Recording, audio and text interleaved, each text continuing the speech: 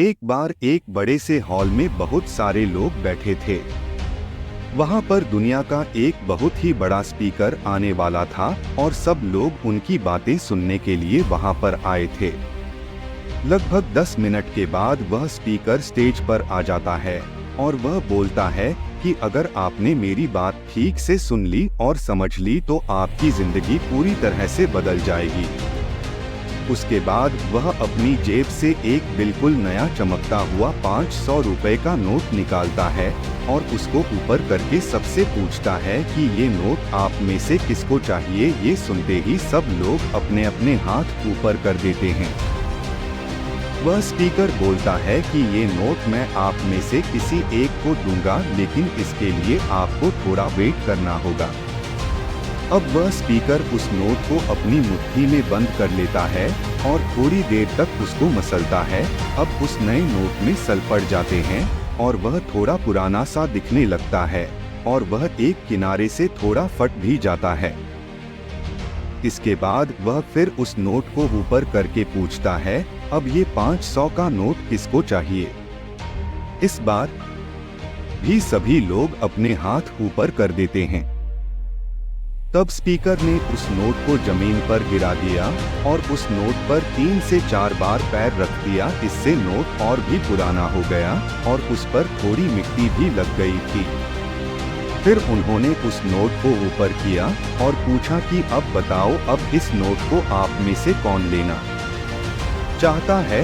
और इस बार फिर सबके सब ने अपने हाथ ऊपर कर दिए। स्पीकर अब नोट को फिर से नीचे जमीन पर गिरा देता है और उसके ऊपर कूद कर उसको दोनों पैरों से रगड़ देता है और उसके ऊपर चाय भी गिरा देता है।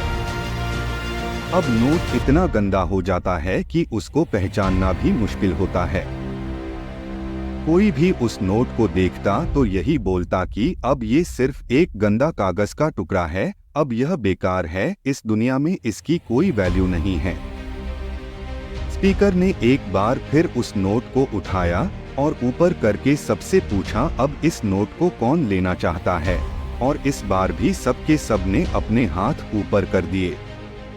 कितना भी गंदा पुराना मिट्टी में सना हुआ चाय का दाग लगा हुआ हो, लेकिन अभी भी वह 500 रुपए का नोट ही था। जिंदगी कई बार बड़े बड़े झटके देती है। आप एग्जाम में फेल हो जाते हो या जॉब के इंटरव्यू के बाद आपका सिलेक्शन नहीं होता।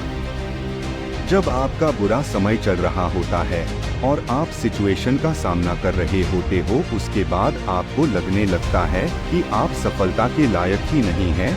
आपको लगता है कि दूसरे लोग आपसे बेटर है और आप किसी काम के नहीं हो, आपकी कोई वैल्यू नहीं है।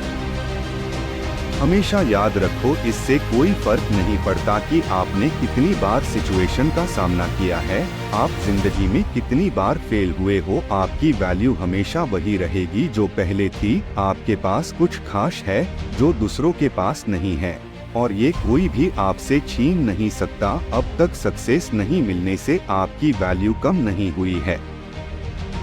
आप अभी भी अपने बारे में कितना भी लो फील कर रहे हो, उससे कोई फर्क नहीं पड़ता। जो लोग आपको अच्छे से समझते हैं वो लोग आपके वैल्यू को उतना ही मानेंगे जितना पहले मानते थे। तो अपनी वैल्यू को समझो और कुछ बड़ा करके दिखाओ।